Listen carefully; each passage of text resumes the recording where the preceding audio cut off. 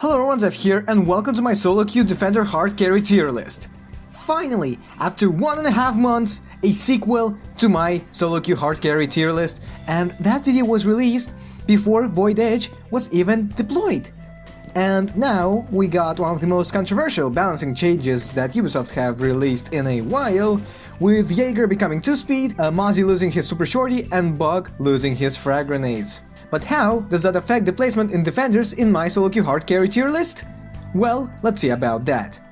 The main reason why I'm making this video is because I know that a lot of people are playing in solo queue, and I'm actually hard stuck in solo queue essentially, but I've been playing a lot on the Rainbow Six Siege community Discord, where I've been getting a lot better teammates than just randoms in solo queue. So I highly encourage you to also try it out if you are just like me and have no friends.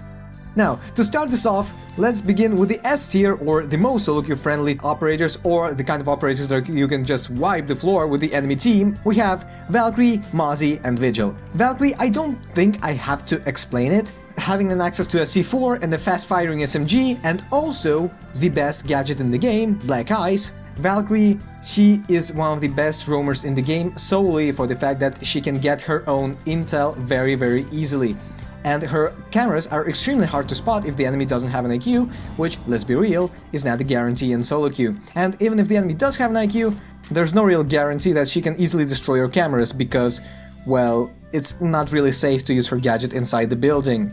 But, other than that very specific counter, her gadget is amazing at gathering intel on her own, and you don't have to rely on your teammates to get that intel, which is why she is in the S tier. And Mozzie, the same deal as Valkyrie. Amazing weapons, C4, and a gadget that gets his own intel. Now, while unfortunately he did lose his super shorty, I would say he was too strong with it. And that is why he is slightly below Valkyrie, because if he was able to make his own rotations, that would be kind of busted. His pests are an amazing way of preventing attackers to gather utility, which essentially means that your opponents have to face check you, while you have two of the greatest weapons on defense. You really have the advantage in those fights.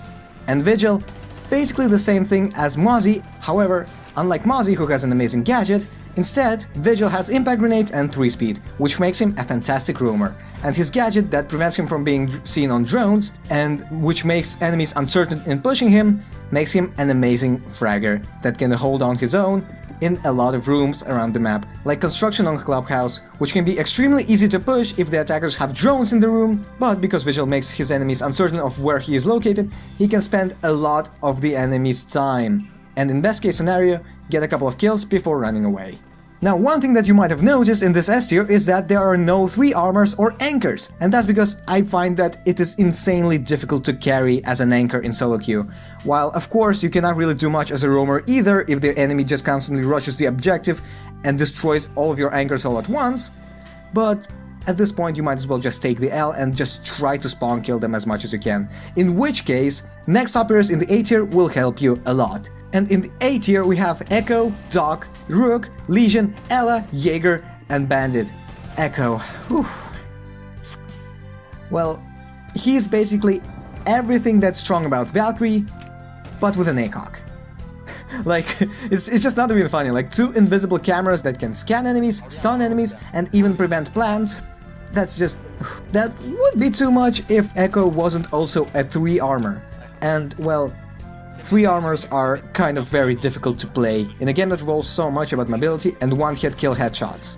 And those one-hit kill headshots are also the reason why Echo is so strong, because of his amazing ACOG on the MP5 SD.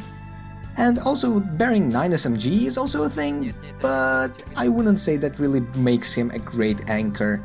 While that does help him a lot, that does not really make him such a powerful operator that he would go into the S tier. Because, once again, while you can get intel from your drones, if there's no one to capitalize off of that intel, which shouldn't be you because, number 1, you're really fat, number 2, if you die, nobody else can take control of your drones. While they can scan enemies, they cannot move them around, which is one of the biggest reasons why Echo is even picked in the first place. Doc and Rook are kind of in the same category, but I would put Doc slightly above Rook because he is significantly more self-sufficient. With Doc, you can take a lot more gunfights and heal yourself up if necessary, while Rook does help his entire team all at once, but you kind of have to rely on your teammates not being bad, which they most probably will be in solo queue. Other than that, ACOG and either impact grenades or barbed wire makes them amazing anchors that can hold themselves really easily and also spawn peek very efficiently. Legion before his nerf would be easily in the S tier, but after his latest nerf, he primarily has his sound cues to get the hints where the enemy is coming from. And that was an amazing nerf, and to be quite honest, I actually have fun playing as Legion now, because I realized that, guess what, my enemies finally have the possibility to counter me. Other than that, Legion is still an amazing operator, with one of the best SMGs on defense and impact grenades. Ela is essentially a roaming Legion. With your Schmott mines and your barbed wire, you can net a lot of easy kills on the attackers that are trying to push you.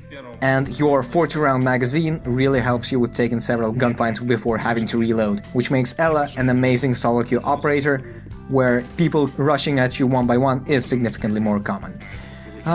Jaeger. Poor Jaeger, but to be honest, he kind of had it coming. Now, Jaeger and Bandit, they are kind of in the same zone right now. While both of them have amazing weapons and great gadgets, how often have you actually picked those operators for their gadgets and not their guns? Well, unless you are Bandit tricking, in which case, yeah, I'm kind of wrong here, but that's the beauty of Bandit. While you pick him, you can either anchor or roam. And while you anchor, you can easily counter the enemy pushes with your Bandit tricking, while as Jaeger, your ADSs are really an amazing way to counter the enemy throwing grenades. But let's be honest here, when was the last time you got killed by a grenade in ranked? Jaeger getting that 2-speed nerf really hurt a lot, but I do not believe that he is that much weaker. He's still the same German rumor. And if you were playing Jaeger as an anchor before, well, he just got a huge buff. For the B tier, or the solo queue neutral tier, by which I mean you can pick those operators in solo queue without really hindering yourself or your teammates, we have Kate, Maestro, Mira, Wamai, Smoke, Mute, Alibi, and Oryx. Now, Kate is basically a 3-armor bandit, and while that is not exactly awful, it's not great either. And with his electric claws, he can easily prevent the enemies from destroying hatches. Unless they had a Thatcher, in which case, good luck with that. Now, he does have a C4 and quite decent weapon options, but since the latest patch that nerfed the TCSG to the ground, well, that's kind of rough. But considering that the majority of attackers are 2 armors anyway, you will still be able to 2-shot a lot of them in relatively close range. Maestro, 80-round fast-firing LMG with barely any recoil. Need I say anything else? While of course his evil eyes are incredibly strong and powerful at providing intel, if there's nobody to capitalize off of that intel, it's borderline useless. Maestro is basically the same as Echo, who can take more gunfights, but without the ACOG. And depending on which one you value more, I would say Maestro and Echo are both extremely amazing operators, although getting rid of Maestro's cameras is slightly easier than Echo's. Mira, she can really change the way that the attackers have to go around their attack, but in solo queue, where it's highly unlikely that anyone will play around your Miras, picking her isn't exactly the best thing in the world. While if you are sure where to put down your Miras and if you know that your teammates will play them, that's absolutely great, but if you aren't certain, you might as well have picked an operator with a better gun and a better stat line. She does have her C4, her Vector, and her secondary shotgun to keep herself up, but she isn't exactly the best in solo queue where communication isn't exactly possible. But she does really intimidate attackers from pushing her. Wamai is basically a Jaeger whose gadget appears over time. He has an amazing weapon choice in terms of the AUG or the MP5K, he has either the deployable shield or the barbed wire, depending on which one your team needs more, and his gadget is absolutely amazing. To be quite honest, he's just an all-around good operator. He does not have any way of creating his own rotations, but this is where Smoke and Mute come into play. To be quite honest, I believe that Mute is stronger than Smoke in solo queue, simply because his gadget is just place and forget, while Smoke relies a lot more on his teammates, but at the same time, you cannot deny the strength of gas canisters that can literally end the match 30 seconds earlier. But they are not exactly hard carry kind of operators, because while SMG-11 is great, it's extremely limited when you have to kill more than one attacker.